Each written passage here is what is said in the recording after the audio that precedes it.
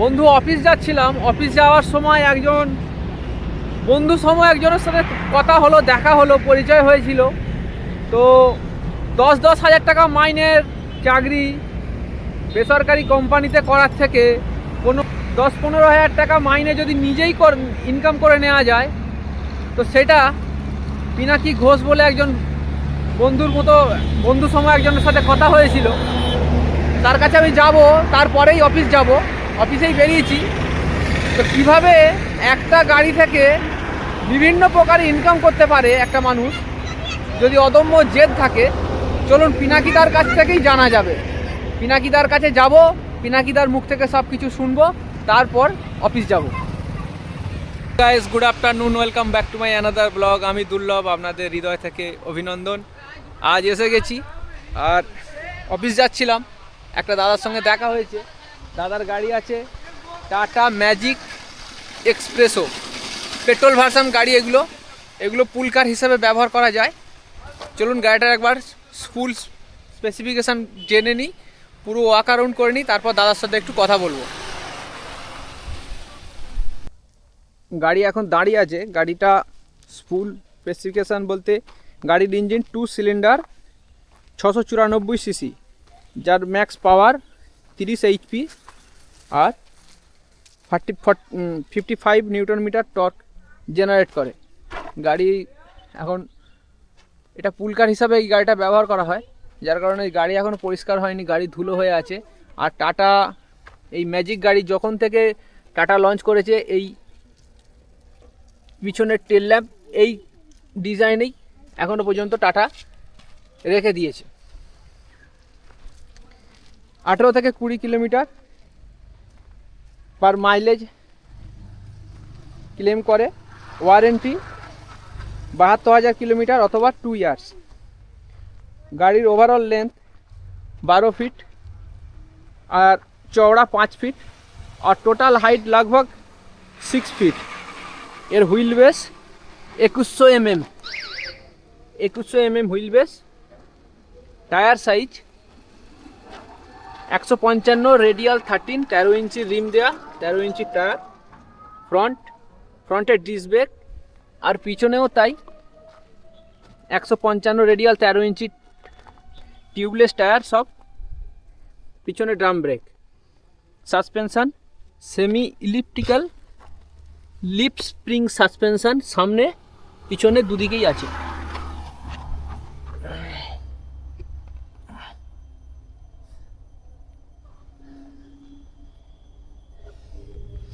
এর 26 লিটারের petrol tank হয়।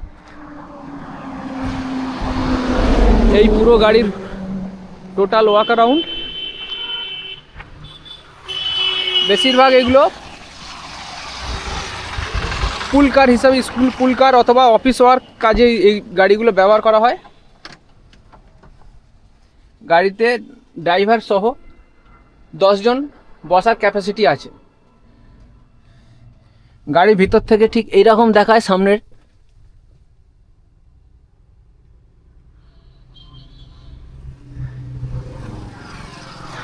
চলুন গাড়ির ওনারের সাথে একটু কথা বলে নিই। দাদা, গাড়িতে উঠছি। নমস্কার। দাদার নাম বলুন। পিনাকি ঘোষ। আপনার পিনাকি? আচ্ছা দাদা, আলোটা জ্বালা যাবে? দাদার নাম পিনাকি ঘোষ। দাদা, কতদিন হলো গাড়িটা কিনেছেন? 2 বছর। 2 বছর হলো। আর কত কিলোমিটার চলেছে গাড়ি? 60,000-এর আগে। 60,000 চলেছে। এটা কি পাওয়ার স্টিয়ারিং তো নয় এই গাড়ি? পাওয়ার নাই, এটা হলো ম্যাগনেটিক। পাওয়ারের মোড নর্মালের থেকে একটু ভালো। নর্মাল থেকে ভালো। গাড়ির হ্যান্ড ব্রেক এখানেই দেওয়া আছে। গাড়ির সামনে গাড়ি রিভার্স সহ 6টা গিয়ার আছে, 5টা ফ্রন্ট আর ব্যাক একটা। এখানে মিউজিক সিস্টেম দাদা কি কোম্পানি থেকেই লাগিয়ে দিয়েছে মিউজিক সিস্টেম? কোম্পানি লাগাই না। আচ্ছা আচ্ছা। এটা এসি মডেল তো কিছু নয়, এতে এসি তো কিছু নেই, নন এসি গাড়ি। এর পেট্রোল ভার্সানও আছে, এর সিএনজি ভার্সানও আছে। আচ্ছা, তো এটা কত দাম নিয়েছিল তখন? আমি যখন নিয়েছিলাম তখন ওই 7 লাখের মতো সামথিং। একটু জোরে বলবেন দাদা। 7 লাখ টাকার মতন সামথিং পড়েছিল। 7 লাখ। আর আপনি কি হার্ড ক্যাশে নিয়েছিলেন? না, লোনে নিয়েছিলাম। ইএমআই?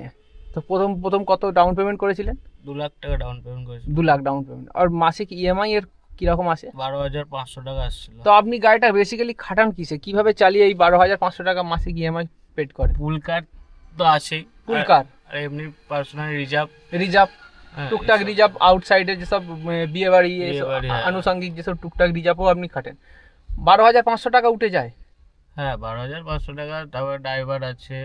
আপনি নিজেই চালান এই গাড়িটা তো? হ্যাঁ, এটা আমি নিজে চালাই, আমার আরো গাড়ি আছে। আরো গাড়ি আছে? হ্যাঁ, আচ্ছা, আরো কি সেটা এরকমই গাড়ি? সেম গাড়ি, এরকমই? হ্যাঁ, ম্যাজিক এক্সপ্রেস। সেটা কতদিন হলো কিনেছিলেন? সেটা এখন হয়ে গেল বয়স 6 বছর হয়ে গেল সেটার বয়স। 6 বছর। আর সেটা ডিজেল গাড়ি আছে। সেটা ডিজেল ভার্সন, ডিজেল আর এটা version, পেট্রোল এটা ভার্সন। petrol version। মোটামুটি আনুমানিক এই গাড়িটা থেকে আপনার কিরকম মান্থলি ইনকাম আসে? মোটামুটি 20 গাড়ি। ইএমআই বাদ দিয়ে 20,000? না, total EMI সহ? ইএমআই সহ অ্যাভারেজ 20,000 টাকা মোটামুটি উঠে আসে এই গাড়িটা থেকে। এবার ওই গাড়িটা যেটা আগে যে গাড়িটা কিনেছিলেন সেটা কি ইএমআই রিলিজ হয়ে গেছে? হয়ে গেছে। ওইটার একটা ব্যাক সাপোর্ট আপনি তো পান। অবশ্যই। আর এটা এইটা ব্যাক সাপোর্ট পেয়েছিলাম বলেই তো এটা নিতে পেরেছি। হ্যাঁ, ঠিক। আর তাহলে আগামী দিনে কি আরো নতুন কোনো গাড়ি নেওয়ার ইচ্ছা আছে? 26-এ তো এই মডেলই নেওয়ার ইচ্ছা আছে, সিএনজি ভার্সন? সিএনজি ভার্সনটা মাইলেজটা অনেকটা হাই আছে। সিএনজি ভার্সনটার মাইলেজটা একটু হাই আছে। আচ্ছা, 25-এর গায়ে মাইলেজ আছে সিএনজি ভার্সন? সিএনজি ভার্সন, ওই জন্য ওটা নেওয়ার ইচ্ছা আছে একটা 26-এ। আচ্ছা, আর এর মাইলেজ কি রকম দেয়? এ বেসিক্যালি মাইলেজ 17-এর আশপাশ পাচ্ছি। 17? তো দাদা, আপনি কতদিন হলো এই গাড়ির লাইনে আছেন? আমার গাড়ির লাইনে আছি 9 বছর, 2018 সাল থেকে। 2018 সাল থেকে? প্রথমে কি করতেন? প্রথমে তো পড়াশোনা করতাম, করতে করতে গাড়ি চালানোর মানে একটা ঝোঁক যে হ্যাঁ, শিখবো, শিখার শেখার নাম করে এসেই এটাই হলো ব্যবসা হয়ে গেল। আচ্ছা, প্রথমে কি নতুন একবারে একদম ফার্স্ট টাইমই নতুন 2018 সালে আমি গাড়ি নিই, নতুন গাড়ি? নতুন। তখন কি নিজস্ব কিছু পয়সা ছিল না বাবা নিজস্ব কিছু না, দিয়েছিল? বাবা বাবা দিয়েছিল। তখন কত টাকা ডাউন পেমেন্ট তখন করেছিল? 1.5 লাখ টাকা ডাউন করেছিলাম। তখন কোনো ইএমআই কি বাড়ি থেকে পেড করতে হয়েছিল? এমন কোনো সিচুয়েশন এসেছে কোনো মাসের হ্যাঁ, ইএমআই? প্রথম তো জানতাম না, যত নতুন লাইনে যথেষ্ট কেউ চিনে না। আচ্ছা, হ্যাঁ, ভাড়া ওই স্কুলে টুকটাক স্কুলেই চালাতাম। স্কুলেই চলতো? হ্যাঁ, সেটাও স্কুলে প্রথম থেকে। এবার মানুষ পরিচয় হতে চিনতে তবেই আজকে একটা জায়গায় তৈরি হয়েছে।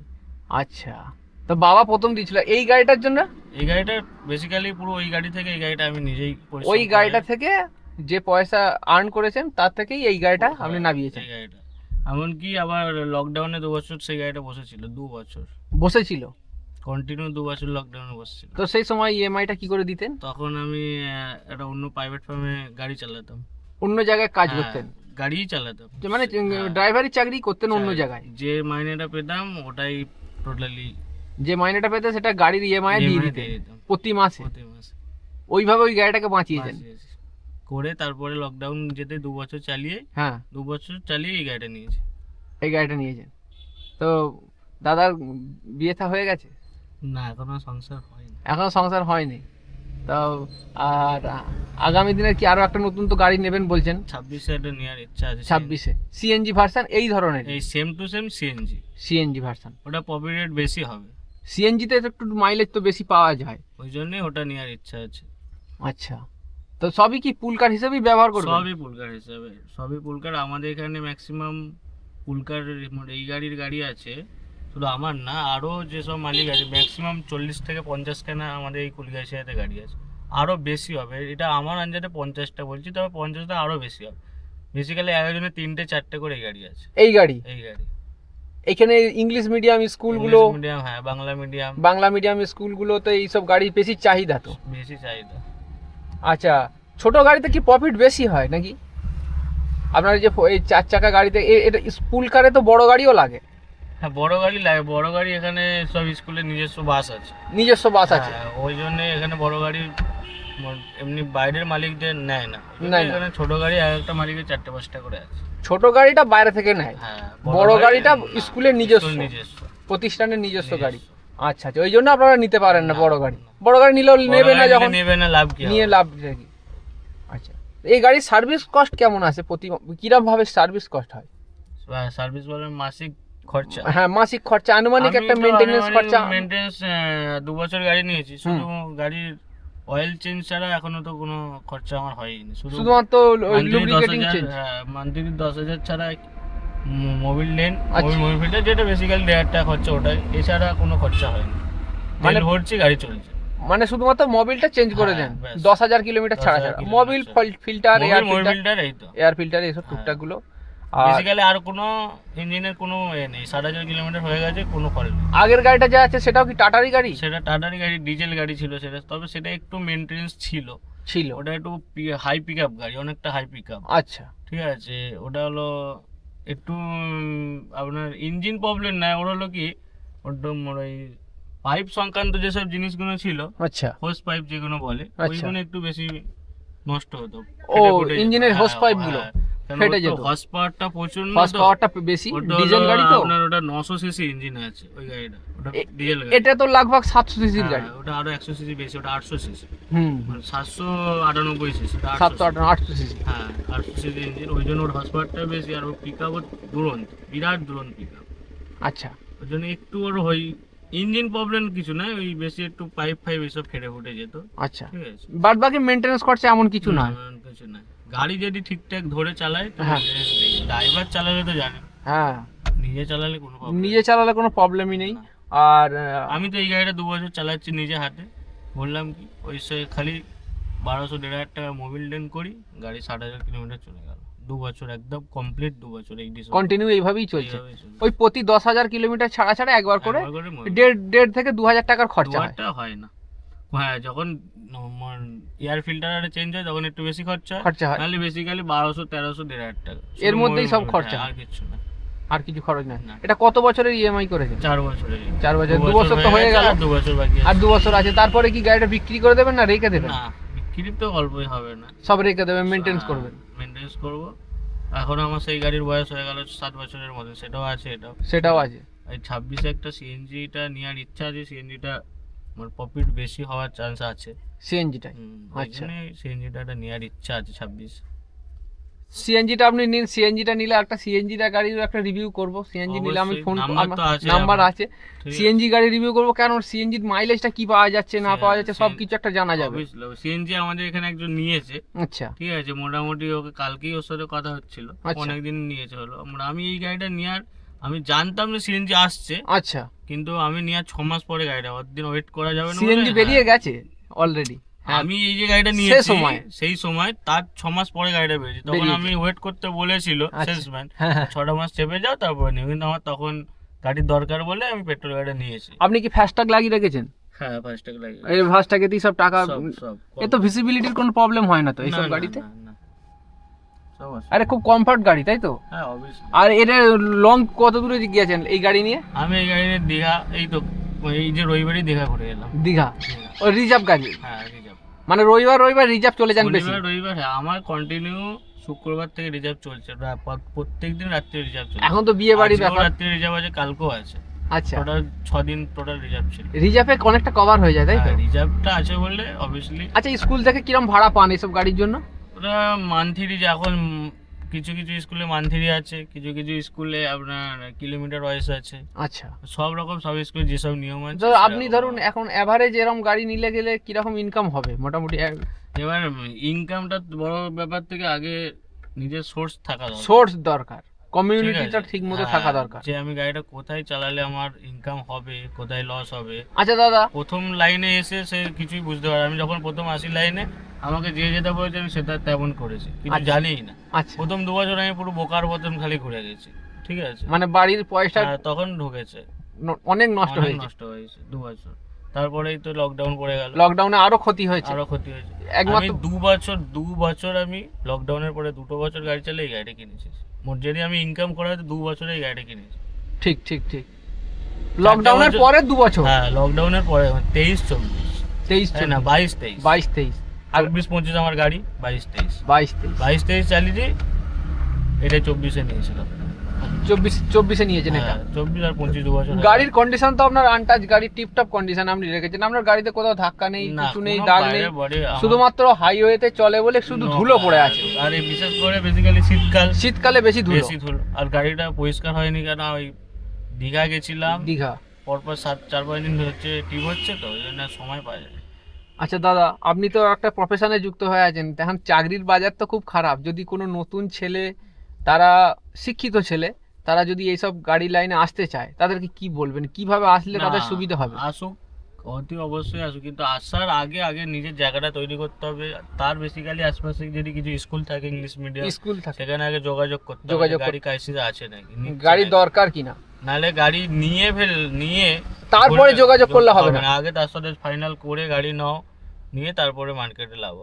কেন আমি প্রথমে বোকা বেনেছি, গাড়ি নিয়ে ফেলেছি। আমি কিন্তু স্কুলের সাথে যোগাযোগ ছিল টাই আপ, কিন্তু জানতাম না যে কত টাকা ভাড়া হলে গাড়িটা চলবে।